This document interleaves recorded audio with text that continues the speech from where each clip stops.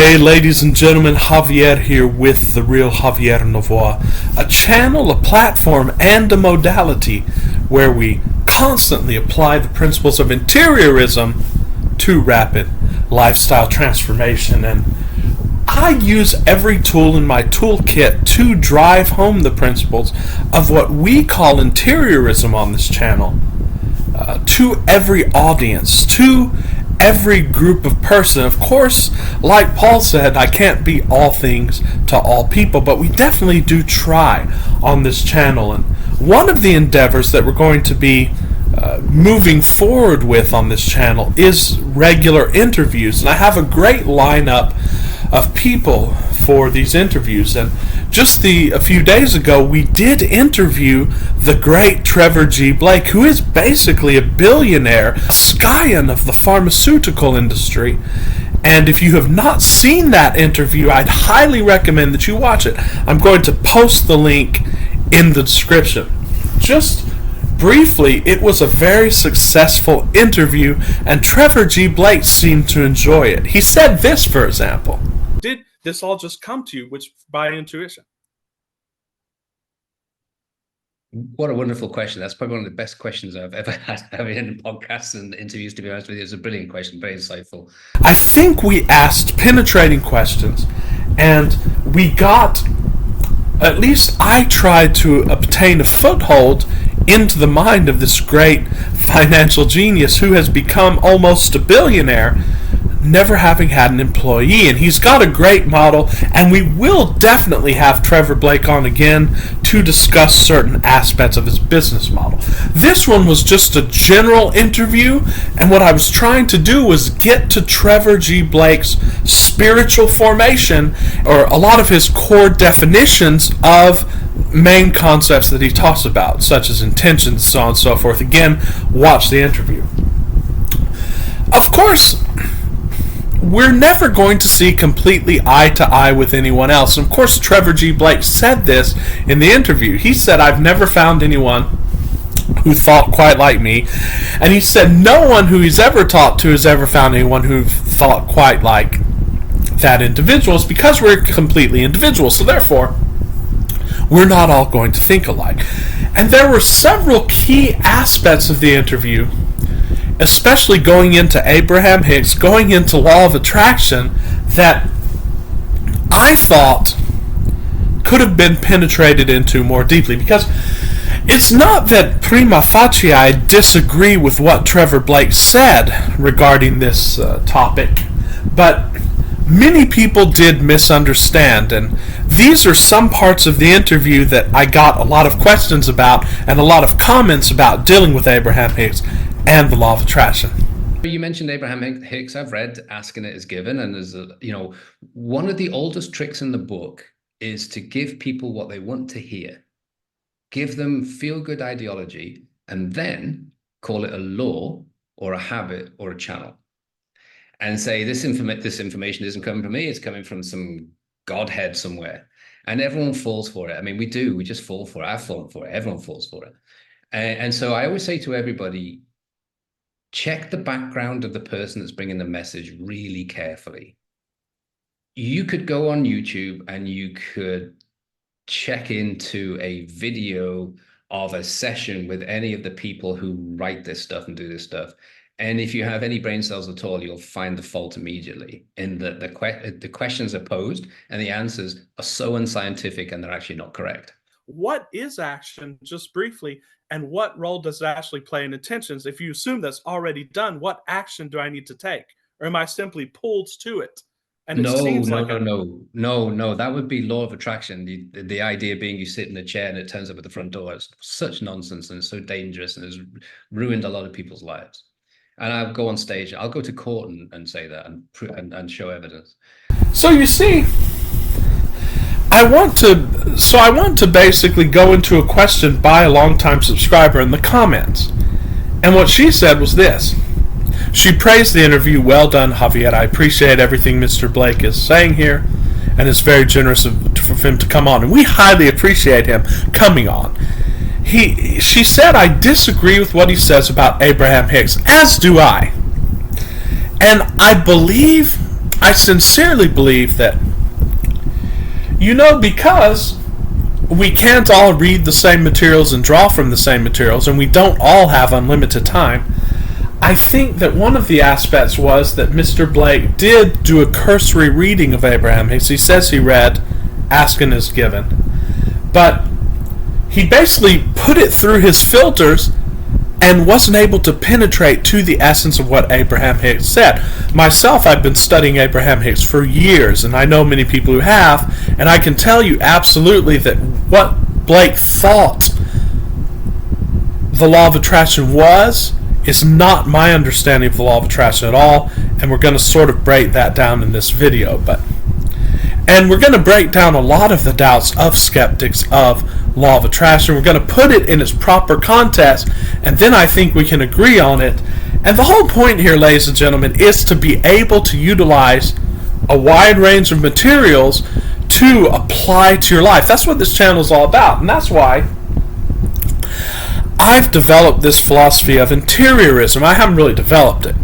I have synthesized it. I see myself basically as a compiler and a synthesizer, and someone who can filter a lot of this information through my own studies and through my own experiences, so that we can get this information out to a wide variety of individuals, and so that we can actually start applying it. So in interiorism, we don't get hung up on law of attraction or law of assumption or any of these terminologies, because these terminologies, of course, again, have different definitions for different people. So the subscriber goes on to say about Abraham Hicks, they absolutely do say keep your intentions to yourself, which of course Esther Hicks has said that many times, because people will talk you out of your desires. Of course, Trevor Blake talks about this. One of the main aspects of intention is keep it to yourself. That's a commonality. I love what he's saying about having an intention and following the clues. I don't think that negates what is referred to as the law of attraction. I get what I think and feel about purely and without contradicting the thought, but it requires self-awareness. And this is where some people get shaky, and we're going to try to break this down just a little bit. I think he's so right about setting an intention. So, of course, Trevor Blake is absolutely right. Of course, both the opponents and the proponents of law of attraction are right, and it's something that Abraham Hicks said. If you don't believe in the law of attraction is going to keep giving you evidence to the contrary of law of attraction. I hope you understand me just a little bit. It's a paradox. And I think we need to define the law of attraction, because based upon what Trevor Blake said, especially here, it seems to me that we have different definitions of law of attraction. But you see, and if I had had more time with Mr. Blake, I believe that I could have phrased these questions even better, and we could have gone more deeply into it. We only had an hour, and again, we're going to have him on again, but talking about the law of attraction like this is saying that you're just going to sit there and get what you want is a misnomer, because of course the subtleties of law of attraction, of course the whole philosophy that is developed and propounded by Abraham Hicks, says that your feelings are an indicator. Now, if it feels good to simply sit down and await your desire, then that is law of attraction. Bring it to you, and it will bring it to you. But if it feels better going to do something else, and oftentimes the universe will inspire you to go and do something, then if you don't follow that, then you're feeling negative emotion. According to law of attraction, that negative emotion will start to bring you negative. So that actually validates law of attraction. And here in this point of the interview, dealing with an aspect of his own personal life, Trevor Blake actually starts describing law of attraction. Listen to what he says here. So the important thing is, so I call it reacting forward rather than action, because we tend to be, as humans, we tend to think, okay, I'm going for this target. Now I have to figure out what to do, and we take action, and often those actions are not in our best interests. So what I say is, so when you, because we're all connected by a thing called the Higgs field. So when you set an intention, you are basically just a bunch of fermions and bosons in the Higgs field, which is this energy field that connects everything, proven in 2012. You're in there shining like a light, and stuff will come your way. You'll attract to you that which you need, but you have to react to it. So typically what happens is I'll give a great personal example. Probably the most powerful, which is about relationships. So my wife died December 2020. She made me commit before she died to not leaving the planet. But I couldn't possibly consider being with somebody else. I couldn't imagine holding somebody else's hand or kissing someone else on the head or something. I just couldn't possibly imagine that. So I kind of determined that I'm going to be alone for the rest of my life. And then after a year and a half of that, I thought, this really sucks. It's just really no fun whatsoever. I want to share. I've got these great adventures. I want to share it with somebody. So I committed to an adventure, but on the condition that I don't do it alone, that I have a companion. Now, I know I've been practicing this enough to know that, okay, after that commitment, the commitment ritual is really, really important. It's in Transformation Experience and not in 3 Simple Steps. So which I don't know if you saw, we did one on our channel, by the way. Yeah. So it's so important, because you're saying to the universe, I'm ready for this, I'm worthy for this, and I'm willing to do what it takes. So I said, I'm willing to do what it takes. I want a companion. Okay. The very next day, life started throwing clues at me from all over the place that hadn't been there before. And so they said, send a text to this person, go here. And I did that.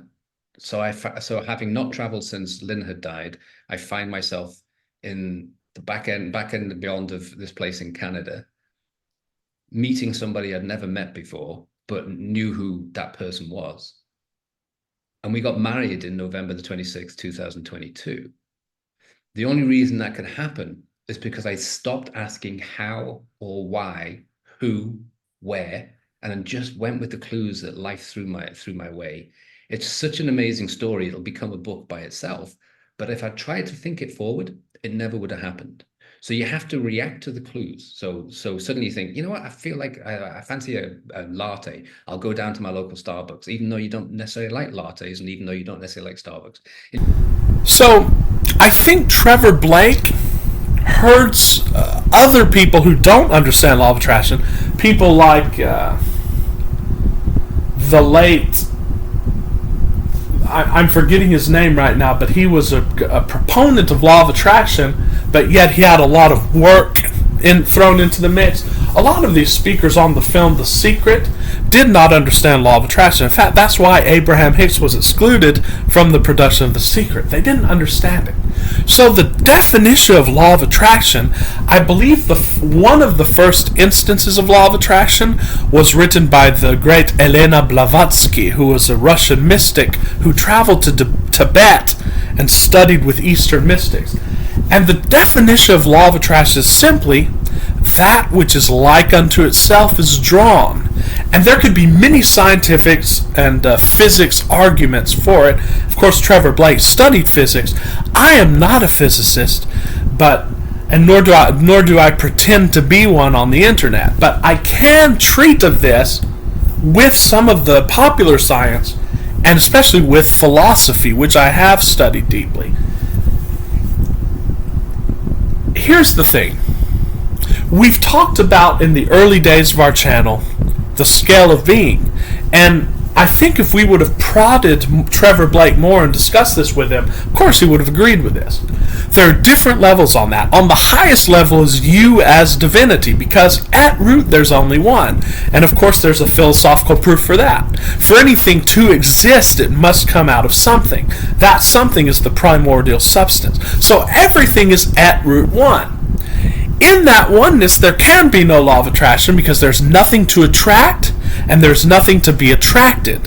So you can get out of the whole ambit of law of attraction simply by knowing yourself as the oneness and being that oneness. Ladies and gentlemen, the moment we come into this prism, so to speak, of the simulation, the moment there appears another one, the moment there are two existents, and of course there are many existents in this dream or this simulation in which we live, That's where law of attraction takes effect, ladies and gentlemen. So law of attraction is a law that takes effect when there's more than one existent. And no one can refute this. Because here's a philosophical contemplation of this, and you can point out to me if there are any weak spots in this. But if there are two existents, in order for those to be separate without introducing time, there has to be some movement, because there has to be some space between them. If there's no movement, then there's no space between them, and therefore they would just be one. There would not be two. But once there are two, there is movement in a given period of time. Perhaps they moved and now they're staying stagnant. Of course, from physics and science, we know that there are all these atoms and electrons and bosons and so on and so forth that are never still. They're constantly in movement. So where there is two existence, where there are two existence, there's movement. And movement must by definition be either towards something or away from something. If it's towards it, we can call this attraction. If it's away from it, then we can call this repellence, but it must be going towards something else. So there's always attraction. So attraction exists. So the law of attraction is simply an explication or a description of what happens when there are two objects. That which is like unto itself is drawn. And of course there are a lot more assumptions thrown into there, like consciousness. Of course, we have to assume consciousness because, as the great natural law philosopher said, the definition of an axiom, and an axiom is a proposition that exists in itself. It's self-defined. Or it is, I'm forgetting the exact words that are used, but it's basically, it's self-evident, so to speak. You cannot have recourse to something else to define it. For example, I exist. That's self-defined. And the natural law philosopher said that something becomes an axiom when you use it in the very attempts to refute it. So if you were to say, I am not conscious, there's no consciousness, you're by default declaring that consciousness is an axiom. Why? Because in your very act of saying that there's no consciousness, you're first of all assuming that you're conscious because you're saying it, and second of all, you're assuming that there's another being who is conscious who can receive that statement. So therefore, it's an axiom that consciousness is. So there are various points of consciousness.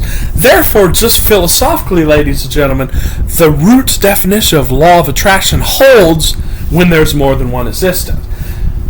What does interiorism teach you to do? It teaches you to... Interiorism basically teaches you how to go to the interior of yourself according to what your mood is and according to what's going to most help you. Sometimes the law of attraction modality is going to most help you. And Abraham Hicks talks about this and defines this extensively. For example, Abraham Hicks says, when you're feeling good about what you want, keep thinking about it, keep talking about it, and use the law of attraction for leverage, right?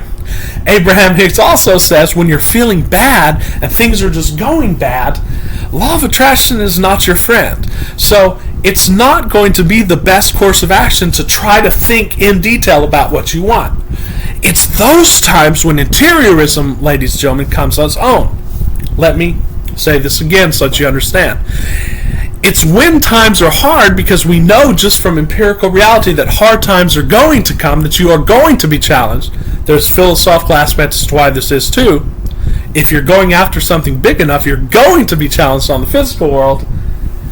It's that time that interiorism gives you the tools to go above and beyond law of attraction. Because at that point, if you're subject to the forces of law of attraction, you're screwed. Because law of attraction, as Abraham says, is not your friend. So what do you do then? What do you do? Let me just give you a practical example. Let's just say someone wants $10,000, right? They look at their bank account, and their bank account's overdrawn by $100. They then receive a bill in the mail that says that now you owe us $300. They're just in financial malarkey. They're in financial hardship. and yet they have this intention for the $10,000. Do you think at that time it's going to be good, of course depending on your temperament, for that person to start thinking about the $10,000? No, because he's going to think negatively about it, and then law of attraction is just going to snowball against him. What can he do?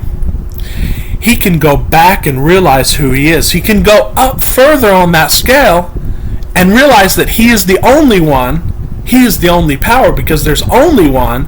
And then he can say, you know what? Regardless of how I feel, regardless of what I think, and Trevor Blake said this too, regardless of what's going on right now, I am buying a bottle of champagne cash and toasting that I'm out of debt. That's called circumventing law of attraction, because it doesn't matter how you feel when you're in that state, when you're in the state of knowing. So what we're saying on this channel is that law of attraction is not an absolute law that you're subject to.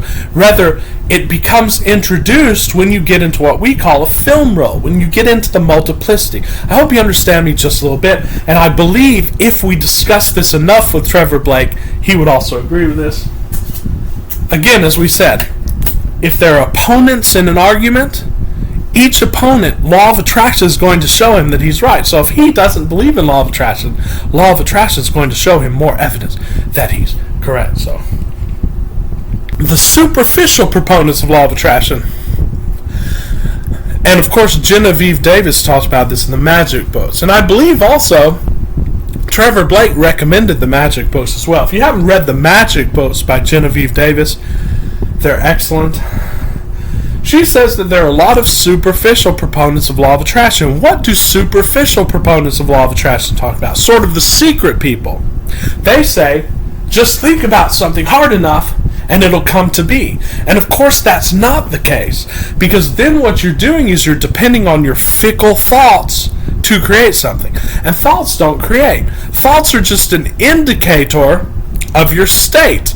And I tell you again, I use this example often. There can be a poor person who's thinking positive thoughts and he's happy. There can be a rich person who's worried, and I know very many rich people who go to bed every night worried. It doesn't work that way, ladies and gentlemen. You don't get what you think about. Even Abraham Hicks says this. I think it can be described better. Abraham Hicks says, you get what you vibrate. And that's absolutely correct. And what is vibration? Vibration is the unity of spirit, mind, and soul. And the only way you can get those three to unite is by not trying, ladies and gentlemen. You can't try to do it.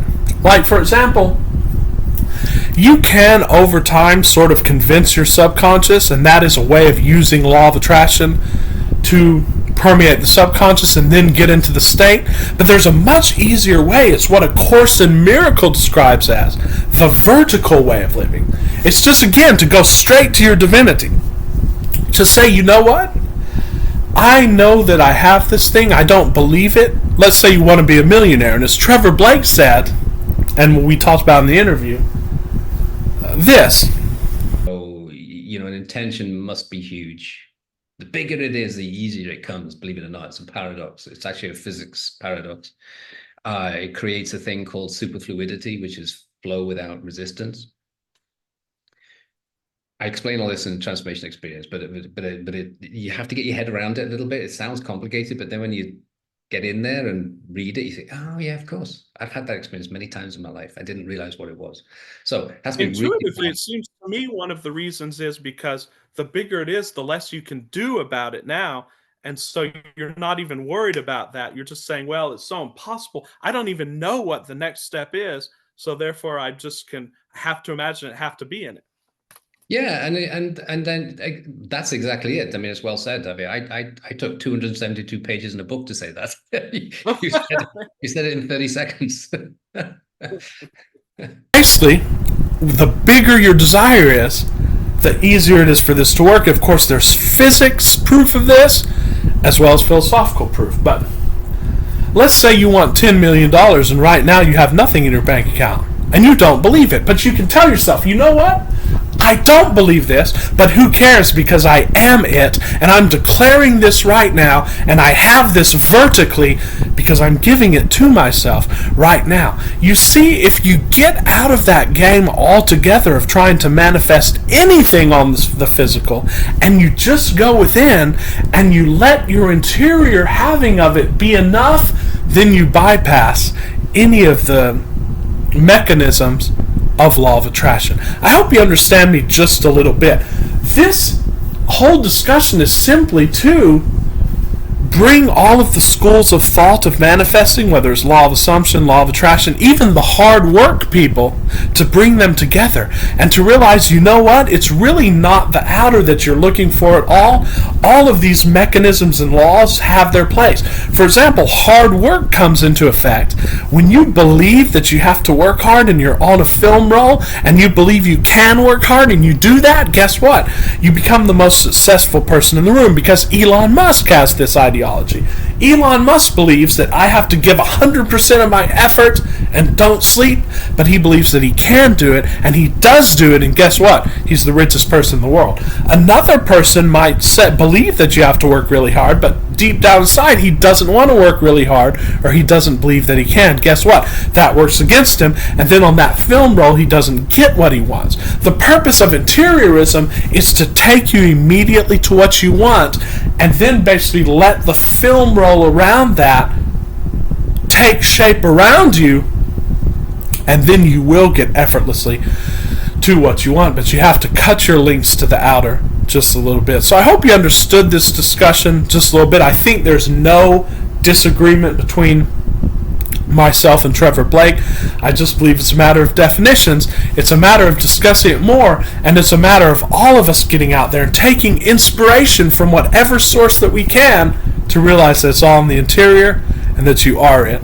Ladies and gentlemen, thanks for watching. I invite you to subscribe to the channel if you haven't, because not only will you be putting your energetic forces together with a group of powerful manifestors, you also help me get the word out, and you'll be able to see all of my material and interviews as they come out. So thanks for watching, guys.